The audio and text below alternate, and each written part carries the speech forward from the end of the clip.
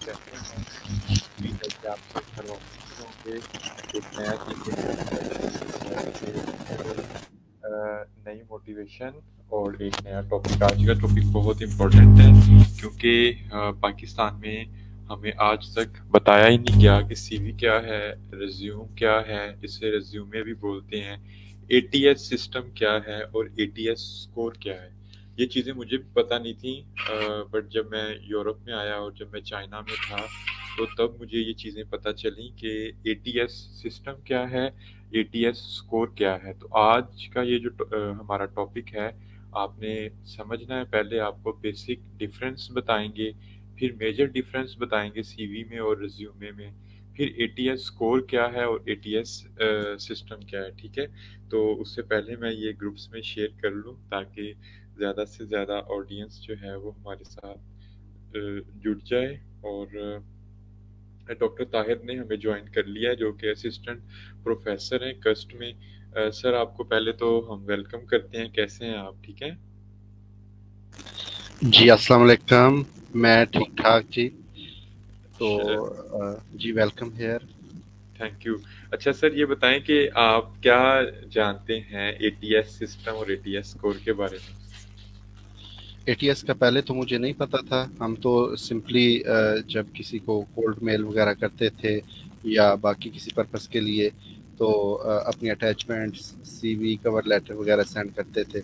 लेकिन अभी आपसे ये इन्फॉर्मेशन पता चली है कि वहाँ पे ये जो सीवी वगैरह होती है ये बाकी चीज़ें तो पहले वो स्कैन होती हैं, पहले वो एटीएस सिस्टम में जाती हैं और उसके बाद फिर वहाँ से जो है वो आगे फॉरवर्ड होती हैं, जो भी आगे उनकी टीम होती है, जो रिक्रूटमेंट टीम होती है। तो पिछले कुछ लेक्चर्स में आपसे ये इसके बारे में कुछ इन्फॉर्मेशन मिली है जिसमें आपने इसके बारे में बताया था कि जो कीवर्ड्स हैं उनकी मदद से पहले वो आपके उसको स्कैन करता है और उसमें देखता है कि जो रिक्वायरमेंट और जो उसमें कुछ डाटा इनपुट किया जाता था तो उससे वो उसको चेक करता है। तो अगर उसको उससे रिलेटेड उसमें कोई चीज़ नज़र आती है तो फिर उसको नेक्स्ट स्टेप पे फॉरवर्ड किया जाता है। अदरवाइज वहीं पे ब्लॉक करके स्पैम या उसको कहीं पे वो रिजेक्ट कर दिया जाता है। तो यूरोप में थोड़ा सा मुझे जो एक्सपीरियंस हुआ तो डिफरेंट लोगों से कैलिब्रेशन के लिए या वैसे जो है मेल्स का, तो मैंने ये वैसे देखा कि चाइना में जो मेल्स हमने मुख्तलिफ लोगों को बहुत सारे लोगों को सेंड की उनके बहुत कम रिस्पांस आते हैं, मतलब कोई रिप्लाई ही नहीं आता है। तो लेकिन यूरोप में जिसको भी ऑलमोस्ट जिसको भी सेंड की है उसने कोई ना कोई आंसर दिया है। अगर उसके पास कोई पोजीशन अवेलेबल नहीं थी तो उसने आंसर दिया कि आई एम सॉरी करंटली मेरे पास अभी कोई पोजीशन अवेलेबल नहीं है, या उसने कहा कि अभी जो है वो रिक्रूटमेंट हो चुकी है, करंटली हमने किया था या हमारा कोई कंपटीशन हुआ था उसमें कुछ हुआ था। तो ये हमने ऑब्जर्व किया कि कोई ना कोई उन्होंने रिस्पांस दिया है, चलो रिजेक्ट किया है, कोई रीजन दी है कुछ ना कुछ, लेकिन कोई ना कोई रिस्पांस आया जरूर है। तो मुझे ये इसके बारे में नहीं पता कि अगर हम वैसे किसी भी बंदे को कोई मेल करते हैं, किसी फॉर एग्जांपल किसी डॉक्टर को, किसी सुपरवाइजर को कोई हम मेल करते हैं तो मेरा ख्याल है कि वो तो डायरेक्टली उसको लेते हैं, वो उसका जब वो रिस्पांस दे रहे हैं तो इसका मतलब कि वो उसको देख रहे होते हैं। वो उनको शायद वो ये है कि जब कोई कॉल अनाउंस होती है किसी पीएचडी के लिए या बहुत ज़्यादा उनके पास कंपटीशन होता है, फिर में भी वो ये एटीएस उसके ऊपर लगाते होंगे। लेकिन इंडिविजुअली पर्सनली जब हम उनको मेल करते हैं तो तकरीबन सारी मेल का ही वो कोई ना कोई रिस्पांस करते हैं। इसका मतलब कि वो उनको हमारी सीवी बुरी है अच्छी है, यानी वो अभी जो आपने गाइडलाइंस दी हैं उनके अकॉर्डिंगली तो मैंने अभी उसकी सीवी को सेट किया है। लेकिन पहले ओके। तो वो इसके लिहाज से अगर देखा जाए तो इतनी अच्छी पहले थी ही नहीं। लेकिन फिर भी जब हमने उनको सेंड की तो फिर भी हमें उसके रिस्पांस आए हैं। तो ओके। आई थिंक सो कि ये एटीएस सिस्टम जो है वो जब कोई कॉल अनाउंस होती है उसके लिए जब लोग अप्लाई करते हैं, बहुत ज़्यादा पार्टिसिपेंट होते हैं, डेफिनेटली उनको फिर सॉर्ट आउट करने के लिए ये यूज़ किया जाता होगा। लेकिन इसके अलावा अगर पर्सनली आप वैसे किसी को मेल करते हैं तो वो यूरोप के लोग अच्छे हैं, कोई ना कोई आपको रिस्पांस देते हैं, पॉजिटिव नेगेटिव या कुछ ना कुछ वो आपको बताते हैं। ओके, बहुत बहुत शुक्रिया सर। अच्छा, जितने भी सुन रहे हैं, उबैद, इरफान लाशारी, सलीम शाह, समर, और जितने भी लोग हमें सुन रहे हैं वो कमेंट सेक्शन पे बता दें एटीएस का मतलब है एप्लीकेंट ट्रैकिंग सिस्टम, ठीक है। ये एक सॉफ्टवेयर होता है। अभी मैं आपको स्क्रीन शेयर बाद में करूँगा।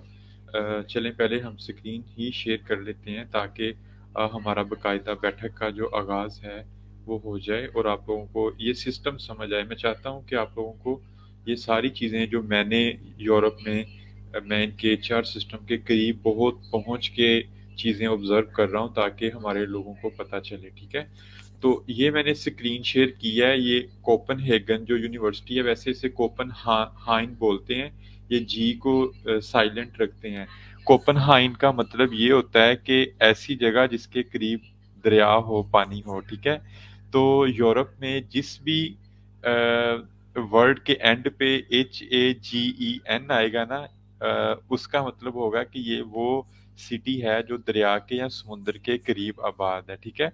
तो दुनिया पहले पानी के करीब आबाद होती थी, वहाँ से इरिगेशन, वहाँ से सारी काश्तकारी करना, और पूरा यूरोप भी समुद्र के करीब-करीब जो है उन्होंने अपनी आबादी जो की हुई है। ऑस्ट्रेलिया की भी, अब इंडिया को, इवन के चाइना और यूएसए की भी सारी आबादी पानी के करीब है। और ये इंडिया को अब समझ आई है, वो अपनी सारी आबादी जो है वो जो उनकी कोस्ट लाइन है, कोस्टल लाइन, वहाँ पे लेके जा रहे हैं, ठीक है। तो यहाँ पे जाके हम इसको लैंग्वेज में तब्दील करते हैं, ठीक है। तो यहाँ पे जाएँ, ये पीएचडी पोजीशंस आएँगी। अब ये पहली पीएचडी पोजीशन जो है, मैं ये, क्योंकि मेरा ये कंप्यूटर साइंस डिपार्टमेंट नहीं है, तो मैं मेडिकल साइंसेज़ का बंदा हूँ।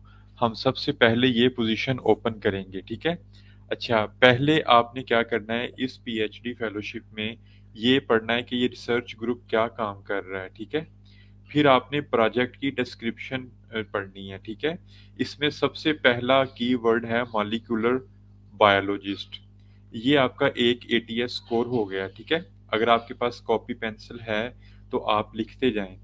फर्स्ट एटीएस स्कोर आपको मिलेगा मॉलिक्यूलर बायोलॉजिस्ट से, ठीक है। Second bacterial biology. अगर आपकी सीवी में ये कीवर्ड्स एटीएस सिस्टम, उनका जो एटीएस वो सॉफ्टवेयर डिटेक्ट नहीं करेगा तो आपकी सीवी नेगेटिव में जाती जाएगी, ठीक है। अब जो मेन स्किल्स है ना, की क्राइटेरिया और जॉब डिस्क्रिप्शन, ये हमने देखना है, ठीक है।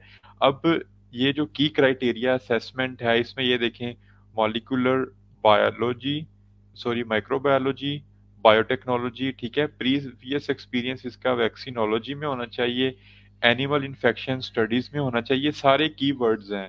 और ये एटीएस सिस्टम इनका, ये सारी की सारी जो एडवर्टाइजमेंट है, ये सारी की सारी इन्होंने एटीएस सिस्टम में डाली हुई है, ठीक है। अब ये प्रोफेसर का नेम है ना, अगर आपने अपने एसओपी में या कवर लेटर में ये ना लिखा कि प्रोफेसर इसकी लैब में मैं इसलिए जाना चाहता हूँ, उसका नाम ना लिखा, तो सॉफ्टवेयर उसके नाम को डिटेक्ट ही नहीं कर पाएगा, तो वो उधर से ही आपको अल्लाह हाफिज कह देंगे। तो ये सारे के सारे जो है ना, एटीएस इनका सिस्टम है, ठीक है। तो ये देखें, इंटरपर्सोनल स्किल्स डालें अपनी सीवी में, ये ठीक है। वर्क एक्सपीरियंस, ठीक है। प्रीवियस पब्लिकेशन डालें, ये सारे एटीएस स्कोर है इनका, ठीक है। अब आपने ये सिस्टम समझ लिया, एटीएस स्कोर। अब मैं आपके सामने एक सीवी ओपन करूंगा। पहले सीवी और रिज्यूमे में फ़र्क बाद में हम डिस्कस करेंगे।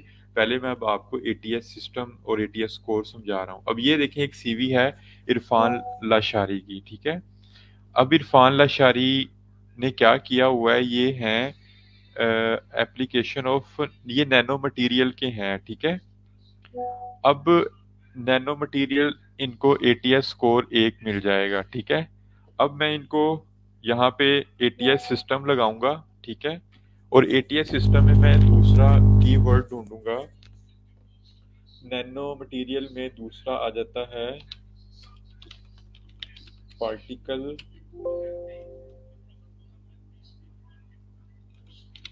Nano particle. अच्छा, अब देखें, ये ऑटोमेटिकली उसने डिटेक्ट कर लिया नैनो पार्टिकल, तो एटीएस स्कोर इसको एक और मिल जाएगा। इसी तरह ये नैनो टेक्नोलॉजी, ये एक कीवर्ड है, ठीक है। तो कोई भी आपकी सीवी यहाँ पे पूरी नहीं पढ़ता, यहाँ पे सारी की सारी सीवी जो है वो सॉफ्टवेयर पढ़ता है।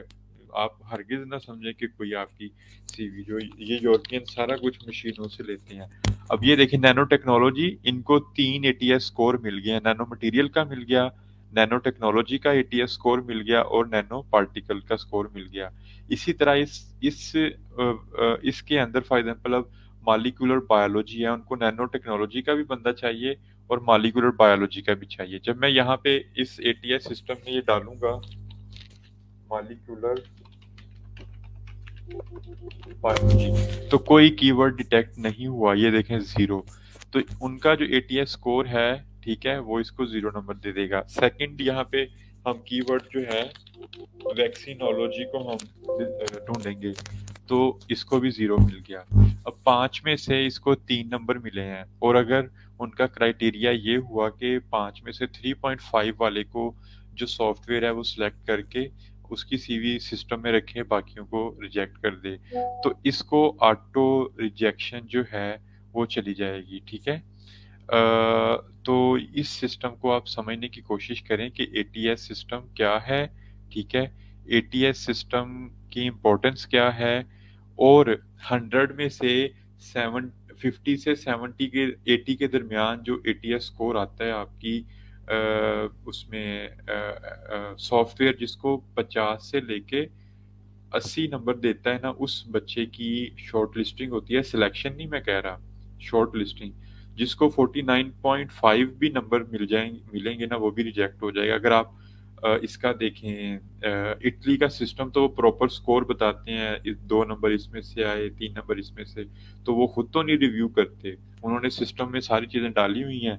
जो जो बच्चे चीज़ें प्रोवाइड करते हैं वो ऑटोमेटिकली सॉफ्टवेयर उनको पॉइंट्स देते हुए, तो वो आगे सिलेक्शन होती है उनकी। यूएसए यूरोप में ये सारा काम जो है वो सॉफ्टवेयर से लेते हैं और मशीनों से लेते हैं। मैंने इनको आज तक घास भी अपने हाथों से कट करते नहीं देखा, वो भी ये मशीनों से कट करती हैं। अपने घर की सफाई, हर चीज़ ये ना मशीन से काम लेते हैं, इसलिए तो ये मशीन को टीच करते हैं। मशीन लर्निंग क्या है, ये मशीन को चीज़ें टीच करते हैं कि जिस तरह इंसान काम करते हैं उसी तरह मशीनें काम करें, और उसको फिर ये वो एनालाइज कर रहे होते हैं। समटाइम्स जो इंसान है वो भी एक हैवानी ताकत भी होती है इंसान के अंदर। ठीक है, तो इंसान को जो इसके अंदर हैवानी ताकत है, हैवानी पावर है, उसको उसको ऑब्जर्व करने के लिए हमारे पेरेंट्स होते हैं। फिर हमारी कोई ना कोई स्टेट के अंदर पुलिस होती है, आर्मी है, फिर इस तरह के अदारे होते हैं, ताकि अगर हमारे अंदर का जो मशीन का सिस्टम है वो हमें ख़राब करे तो फ़ौरन कुछ कुछ ना कुछ किया जाए। तो इसी तरह ये मशीन को सिर्फ बैठ के ऑब्जर्व कर रहे होते हैं, ये कभी भी हाथ से काम नहीं करते, ना ही ये आपकी एप्लीकेशन ओपन करके देखते हैं। जो सॉफ्टवेयर इनको दे देता है कि ये 100 एप्लीकेशंस आई थी और ये 10 बंदों की एप्लीकेशन एटीएस ने जो है उसकी स्कोरिंग करके, और एटीएस का मैंने आपको तरीका सारा रिसेंटली बताया था। अगर आपको वो भूल गया हो तो मैं यहाँ पे दोबारा ओपन करने की कोशिश करूँगा, ताकि आप लोगों को एटीएस स्कोर पता चल जाए। फिर इसके बाद हम जो है वो पढ़ेंगे उसका सीवी और उसका रिज्यूमे का डिफरेंस। फिर हम इंशाल्लाह इस सेशन को ख़त्म करेंगे, और ये चीज़ें बहुत ज़रूरी हैं, इनको नोट डाउन किया करें। और ये एटीएस स्कोर है, ठीक है, ये एटीएस सिस्टम है। अगर आपके स्किल्स आपकी सीवी में जो चीज़ है, अगर लेस देन 50% आपको स्कोर मिले ना, लेस देन 50, तो आप अंडर क्वालिफाइड हैं। ठीक है, अगर आपको मोर देन 90 नंबर मिले तो आप ओवर क्वालिफाइड हैं। सिस्टम सॉफ्टवेयर आपको दोनों तरफ से रिजेक्ट कर देगा। आपने इस दरमियान वाले क्राइटेरिया में फॉल करना है। हमेशा ये याद रखें, हमारे मुल्क में कहते हैं कि हर चीज़ सीवी में डाल दो। ठीक है, तो कचरा भी इतना नहीं ज़िंदगी का डालना कि आप ओवर क्वालिफाइड हो जाएं, और ये भी नहीं डालना कि कुछ भी ना मिले और अंडर क्वालिफाइड हो जाएं।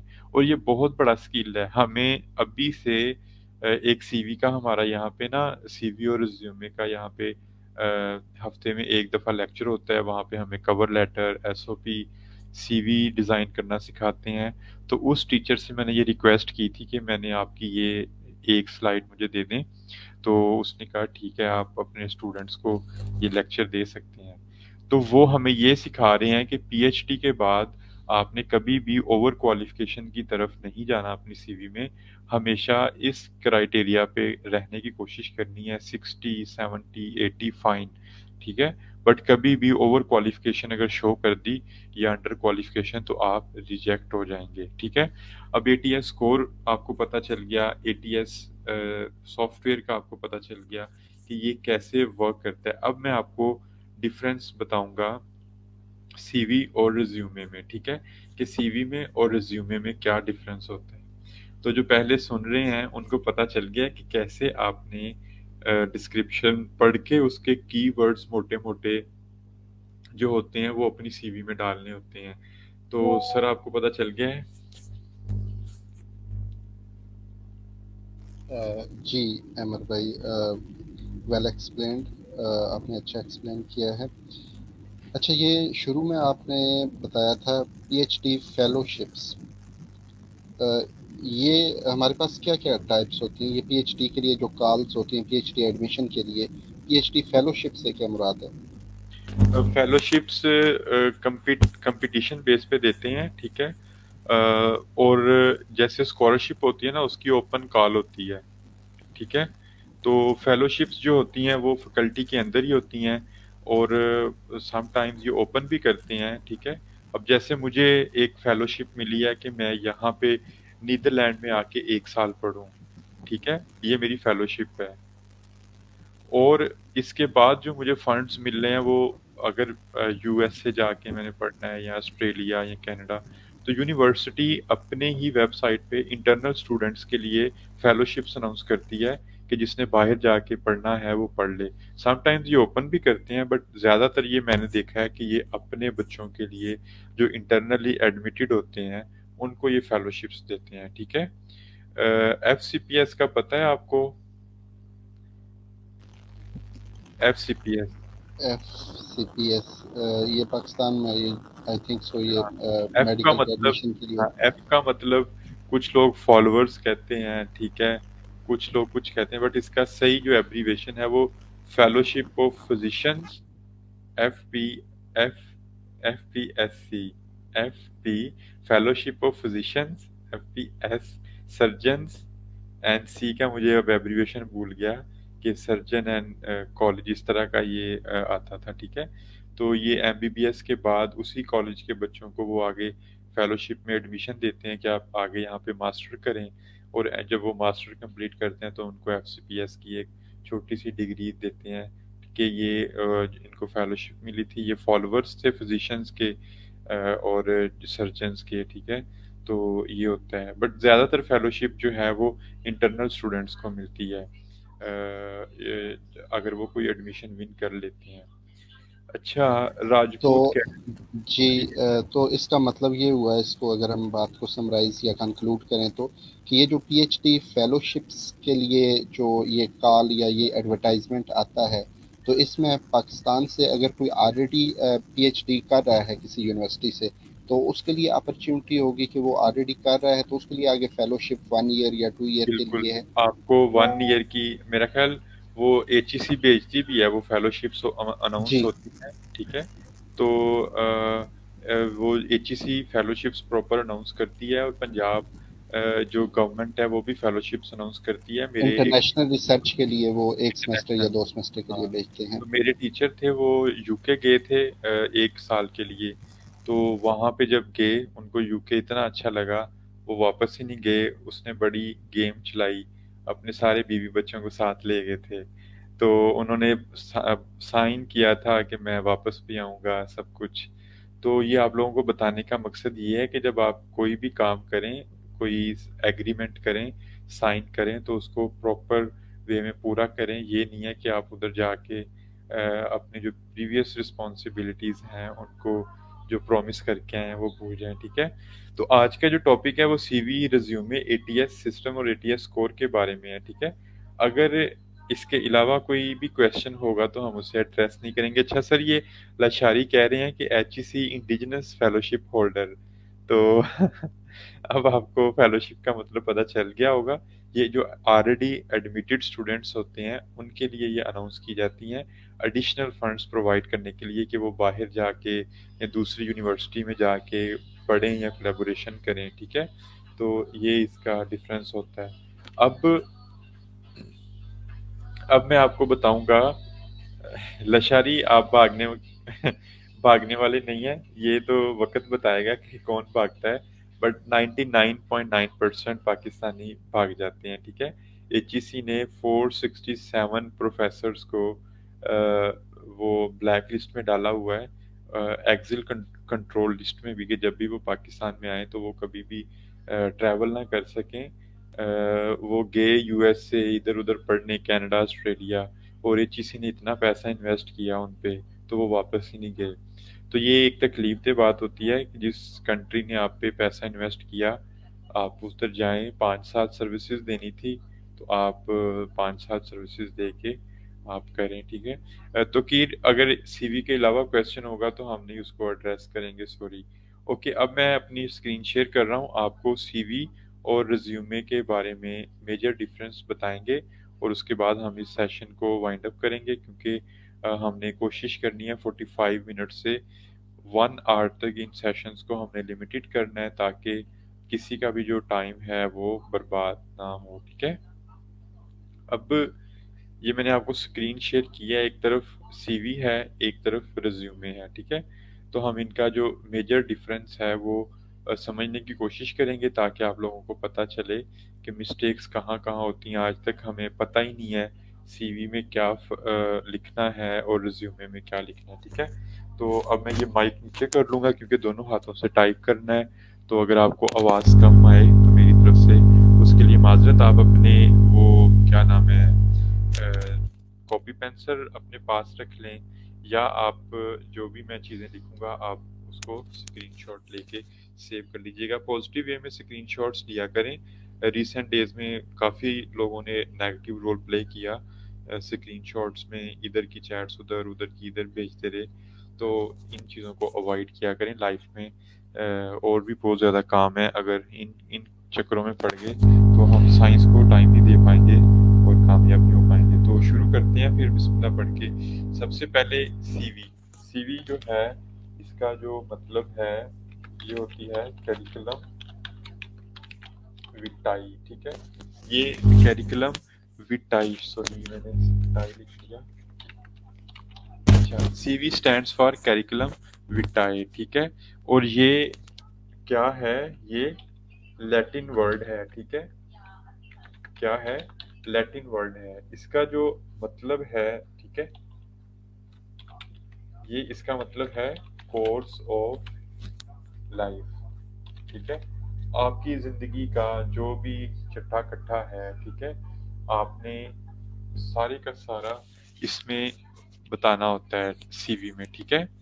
सीवी का मतलब क्या है? कैरिकुलम विटाए। राजपूत हम ना एटीएस सिस्टम जो है ये एंड पे इसको समराइज करेंगे थोड़ा सा, ठीक है?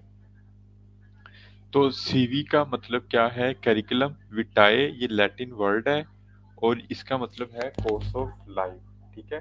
जो सीवी है, सॉरी रिज्यूमे है, ठीक है? रिज्यूमे जो है, इसको मैं थोड़ा सा बड़ा कर दूं, बच्चों के मैसेज आ रहे हैं कि हमें नजर नहीं आ रहा। रिज्यूमे ये फ्रेंच वर्ड है, ठीक है? फ्रेंच वर्ड है रिज्यूमे, ठीक है? और इसका जो मतलब है, इसका मतलब है समरी, ओके? तो कोर्स ऑफ लाइफ में और समरी में फर्क समझें। समरी ये होती है कि आपने कुएं को, सॉरी समुंदर को कुएं में बंद करना है, ठीक है? समुंदर को कुएं में बंद करना है। और कोर्स ऑफ लाइफ का ये मतलब है कि आपने कुएं को समुंदर बनाना है, ठीक है? जिस बंदे को ये दो चीजें समझ लग गई वो इजीली हर काम कर सकता है, ठीक है? दोबारा बता रहा हूँ कि समरी का मतलब ये है कि आपने समुंदर को कुएं में बंद करना है, ठीक है?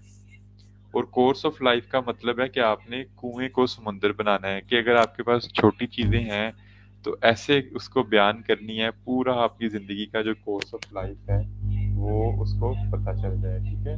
अब इसकी जो लेंथ है उस पर गुफ्तगू करते हैं, ठीक है। इसकी लेंथ होती है 2 से,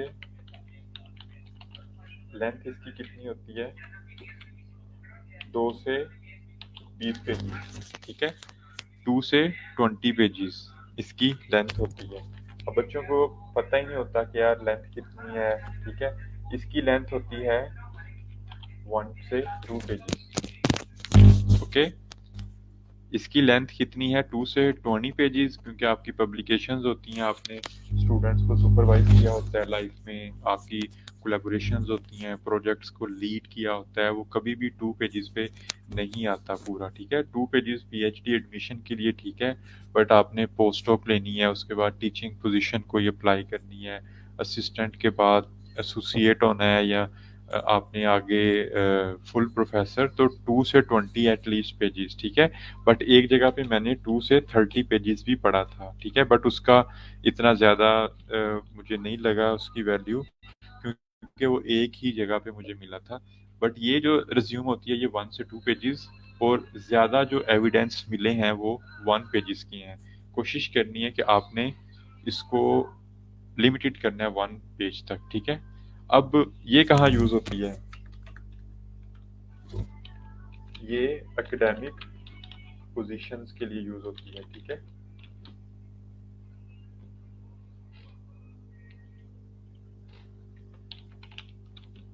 इसका यूज कहाँ होता है, एकेडमिक पोजीशंस पे। यहाँ पे आप लिख लें एमएस पीएचडी, ठीक है, और इसके बाद पोस्ट डॉक पोजीशंस, इसके बाद आप लिखें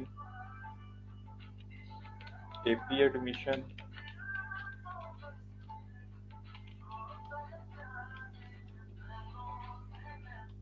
एसोसिएट प्रोफेसर और फुल प्रोफेसर, ठीक है। तो इनके लिए ये आपकी जो सीवी है ये यूज होती है, ठीक है। और इसका यूज कहाँ पे है रिज्यूम का,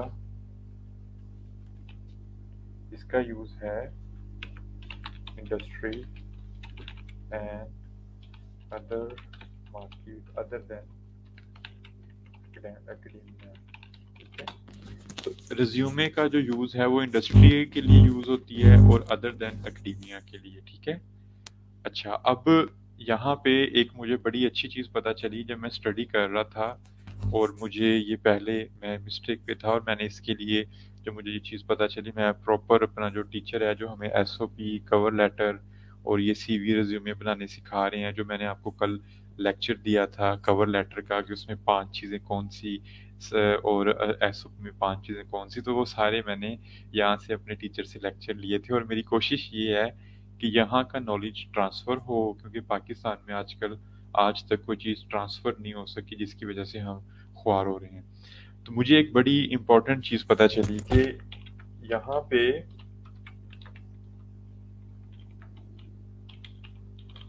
वर्क एक्सपीरियंस कब लिखना है सीवी में, ठीक है, और इंडस्ट्री में कब लिखना है, ठीक है।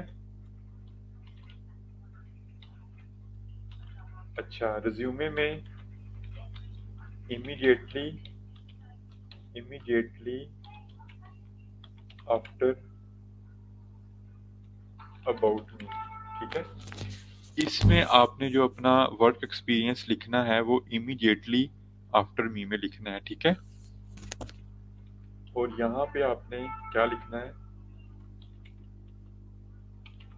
After education and skills.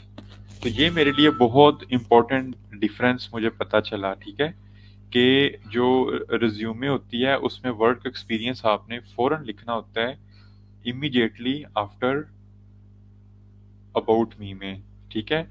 तो यहाँ पे जब मुझे ये पता चला कि यार वर्क एक्सपीरियंस जो सीवी है उसमें पहले आपने रिसर्च समरी लिखनी है, फिर आपने अपनी एजुकेशन सारी पीएचडी मास्टर बैचलर लिखनी है, फिर आपने अपने वो पब्लिकेशंस लिखनी है। अब ये पब्लिकेशन इमीडिएटली आफ्टर एजुकेशन लिखते हैं, और उसके बाद आप अपने स्किल्स लिखते हैं, जो भी आपको सॉफ्टवेयर आते हैं, डेटा एनालिसिस अपनी, फिर उसके बाद वर्क एक्सपीरियंस लिखते हैं, ठीक है। देख लें, फिर वर्क एक्सपीरियंस के बाद अदर इंफॉर्मेशन जो भी आपने ऑनर्स एंड अवार्ड्स दिए हुए हैं, ये सारी चीज़ें आपने लिखनी होती हैं, ठीक है। ओके, अब इसमें क्या क्या ऐड करना होता है आपने, क्वालिफिकेशन, इसमें इम्पोर्टेंट थिंग क्या है, ठीक है। अब मैं इसको कॉपी कर लेता हूँ ताकि दोनों तरफ बार बार ना करना पड़े। यहाँ पे इम्पोर्टेंट थिंग क्या है, क्वालिफिकेशन, स्किल्स, ठीक है। और एक क्वालिफिकेशन थी, एक आपका स्किल्स था, और स्किल्स और ACHIE अचीवमेंट्स, ठीक है। सीवी में आपकी क्वालिफिकेशन क्या है प्रीवियस, आपके अंदर कौन कौन से स्किल्स हैं और आपके अंदर अचीवमेंट्स क्या क्या हैं, ये लिखनी होती हैं। और यहाँ पे क्या लिखना होता है आपने, ज़्यादा इम्पोर्टेंट थिंग, प्रीवियस एक्सपीरियंस।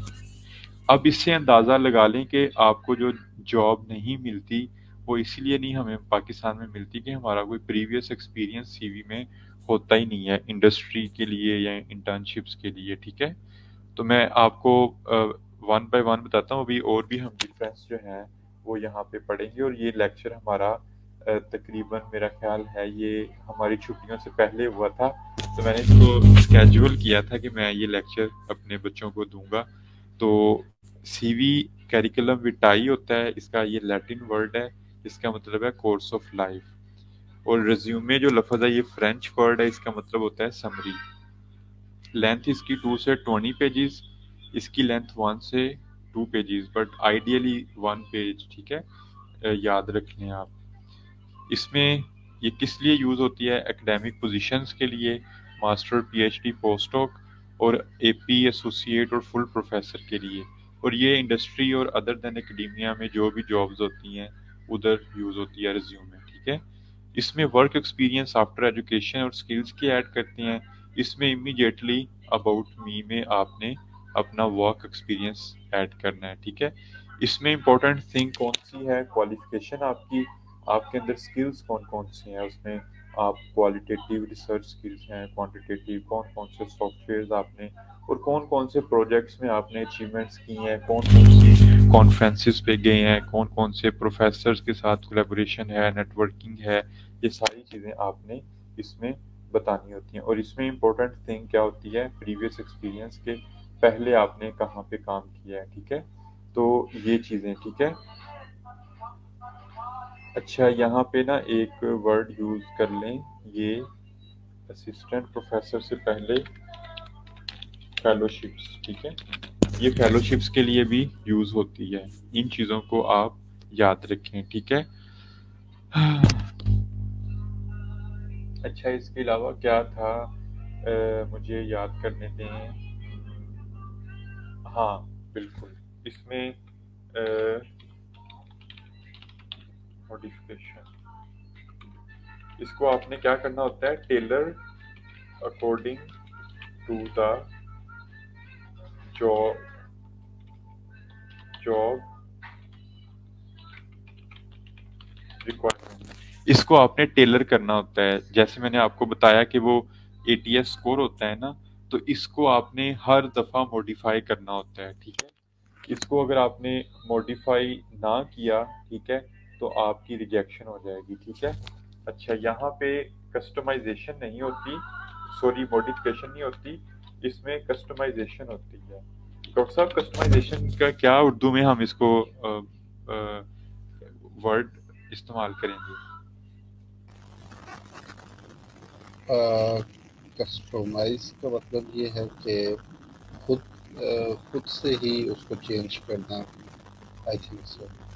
तो टेलर का ये मतलब है कि जो उसके अंदर जॉब के अंदर डिस्क्रिप्शन है, ठीक है, उसके।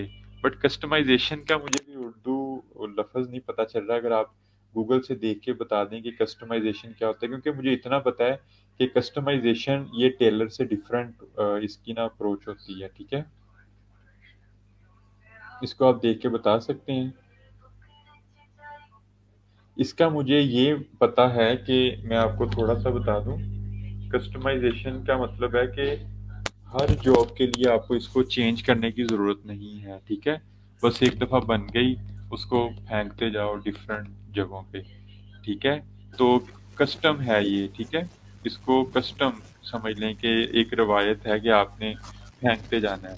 इसको आपने टेलर करना है कि अकॉर्डिंग टू द जॉब जो रिक्वायरमेंट है, उसके मुताबिक आपने करना होता है, ठीक है? अब एक आखिरी डिफरेंस है, वो मैं आपको बता दूं कि एजुकेशन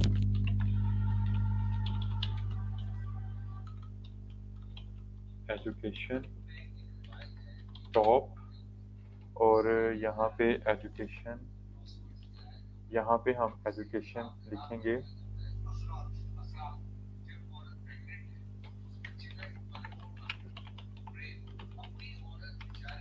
आफ्टर एक्सपीरियंस, ठीक है? तो ये है सीवी और रिज्यूमे में फ़र्क, ठीक है? जिन बच्चों को समझ नहीं आई, ठीक है, ज़रूरत के मुताबिक रद्दो बदल, ठीक है, ये है, ठीक है? तो इन चीज़ों को समझें जो आज मैंने आपको लेक्चर दिया है। इसको शायद ज़िंदगी में कोई भी चीज़ें ये आपको नहीं बताएगा, ठीक है? सीवी का मतलब होता है करिकुलम विटाए, लैटिन वर्ड है, कोर्स ऑफ लाइफ, लेंथ 2 से 20 pages, academic position master, PhD, post doc, fellowships के लिए, AP position, associate, full professor के लिए ये इस्तेमाल होती है, ठीक है? इसके बाद वर्क एक्सपीरियंस आफ्टर एजुकेशन और स्किल्स, इम्पोर्टेंट थिंग इसमें क्वालिफिकेशन आपकी, स्किल्स और अचीवमेंट्स मॉडिफिकेशन करते हैं अकॉर्ड, ये टेलर होती है, और जो एजुकेशन है वो टॉप पे, ठीक है? और इसका फ्रेंच वर्ड है ये रिज्यूमे, मतलब समरी, लेंथ 1 से 2 pages, use industry other than academia, work experience immediately after about me, important thing previous experience। इसके मॉडिफिकेशन की ज़रूरत नहीं होती, ये कस्टम जो एक होती है ना कि इसमें कोई रद्दोबदल करने की इतनी ज़रूरत नहीं है, ठीक है? जो एक रवायत चलती आ रही है, बस पोजीशन आई है, जॉब फेंको इसको, उन्होंने बस देखना है कि प्रीवियस एक्सपीरियंस इसका ठीक है, वो नहीं देखते क्वालिफिकेशन क्या है आपकी, आपके अंदर स्किल्स क्या है, आपकी हॉबीज़ क्या हैं, बस वो एक चीज़ देखेंगे, प्रीवियस एक्सपीरियंस है तो इसको बुला लो। तो एजुकेशन जो है वो आफ्टर एक्सपीरियंस डालते हैं। तो it's all about CV and resume, ATS score, ATS system, सब कुछ हमने डिस्कस कर लिया। अगर आप लोगों का अब कोई क्वेश्चन है तो आप मुझसे पूछ सकते हैं, हमारे पास बिल्कुल 4 मिनट हैं। तब तक हम डॉक्टर साहब से पूछ लेते हैं कि इस लेक्चर को अगर ये समराइज कर दें, फिर हम ख़त्म करेंगे। जी डॉक्टर साहब। जी काफ़ी आपने अच्छा बताया है। इसमें लास्ट टाइम हमने आई थिंक सो डिस्कस किया था, तो उसमें ये जो सीवी है इसमें जो एक्सपीरियंस है इसको हमने ये देखा था कि ये हमारे पास अबाउट मी के जस्ट आफ्टर बाद, इमीडिएटली आफ्टर बाद ये आता है। तो अब ये थोड़ी सी मॉडिफिकेशन यहाँ पे आपने सजेस्ट की है। मेरा भी पहले इसी तरह से था कि पहले हम भी इसी एक पैटर्न को फॉलो कर रहे थे कि एजुकेशन वगैरह पहले हम यूज़ करते हैं, जस्ट अपने आप को इंट्रोड्यूस करके अबाउट मी, उसके बाद एजुकेशन वगैरह, फिर अपनी स्किल्स, और जैसे आपने बताया पब्लिकेशन वगैरह का, और उसके बाद फिर जो है वो एक्सपीरियंस को देखते हैं, और उसके बाद बाकी चीज़ें जो हैं वो स्किल्स और बाकी चीज़ें कॉन्फ्रेंस रन की हैं या बाकी जो कुछ भी है। तो ये थोड़ी सी मॉडिफिकेशन है और ये ठीक है, अच्छा आपने बताया है। बाकी ये इन दोनों में थोड़ा सा डिफरेंस होता है। जॉब के पॉइंट ऑफ व्यू से जब आप जाते हैं तो डेफिनेटली वो उनकी जॉब की रिक्वायरमेंट और होती हैं और एकेडमिया की रिक्वायरमेंट और होती हैं। तो उन दोनों की रिक्वायरमेंट को मद्देनज़र रखते हुए फिर उन दोनों के लिए जो आपने अपने इंट्रोडक्शन के लिए जो सीवी या रिज्यूमे आप देते हैं, तो वो फिर दोनों में थोड़ा सा डिफरेंस होता है, ये देखते हुए कि दोनों की रिक्वायरमेंट हमारे पास डिफरेंट हैं। और फिर आपका जो एटीएस सिस्टम है, तो वो फिर वो भी डेफिनेटली डिपेंड करता होगा, वो भी दोनों के लिए जब वो देख रहा होगा, जब उसने जो है वो जॉब के पॉइंट ऑफ व्यू से देखना है, तो उसने वहाँ पे उसके लिए कीवर्ड जो उसके अंदर फिट किए गए होंगे तो वो थोड़े डिफरेंट होंगे, या क्राइटेरिया जो उसके लिए सजेस्ट किया गया होगा कि आपने किन लोगों की यहाँ पे रिज्यूमे जो है उनको सिलेक्ट करना है। तो इसी तरह से फिर जो है वो ये एकेडेमिया के लिए, क्योंकि इसके लिए रिक्वायरमेंट थोड़ी डिफरेंट होती है, वो उन्होंने जिन लोगों ने आपको स्कॉलरशिप देना होता है या वो उन्होंने आपसे रिसर्च का कोई काम करवाना होता है, तो डेफिनेटली उनकी थिंकिंग या उनके अपने माइंड में जो सोच होती है, उन्होंने जो कैंडिडेट सेलेक्ट करने होते हैं, तो वो थोड़ा सा डिफरेंट अप्रोच होती है। तो उसके लिए फिर थोड़ा डिफरेंट वे से इसको हमें अप्लाई करना होता है। और सीवी तो ये फर्स्ट हमारे पास फंडामेंटल एक चीज़ है, पहली चीज़ जो हम उनको देते हैं अपने इंट्रोडक्शन के लिए, तो वो हमारे पास सीवी है। सीवी से ही फिर आगे सारा कुछ चलता है। तो सीवी अगर आपकी अच्छी होगी तो वो फिर डेफिनेटली जो एटीएस सिस्टम है वो भी, और फिर आगे जो देखेगा तो वो भी जो है, first impression is the last impression, तो ये पहला इम्प्रेशन है आपका। तो ये अगर अच्छा होगा तो वो कहते हैं ना कि well begin is half done, अगर आपका आगाज़ अच्छा हो जाए तो आधा काम समझे आपका हो गया है। तो बिल्कुल। ये सीवी जो है ये इम्पोर्टेंट रोल प्ले करती है, और इसमें इन गाइडलाइंस को देख के अगर आप बनाते हैं, अच्छा से बनाते हैं, तो डेफिनेटली वो आपका कुछ काम आसान कर देगी, बाकी तो आगे स्टेजेस होती रहती है। ओके, बिल्कुल। बहुत अच्छी समरी थी। कंट्रीमेट्स, आपका कोई क्वेश्चन नहीं आया। सर बहुत शुक्रिया, आपने इस लेक्चर में हिस्सा लिया। तो हम अपनी तमाम बैठक्स को 45 मिनट से 60 मिनट्स तक लिमिट कर रहे हैं। आपने उसी 1 घंटे में, ठीक है, आके जो भी क्वेश्चंस है आप पूछ लिया करें। सब खुश रहें, आबाद रहें। सबको अस्सलाम वालेकुम।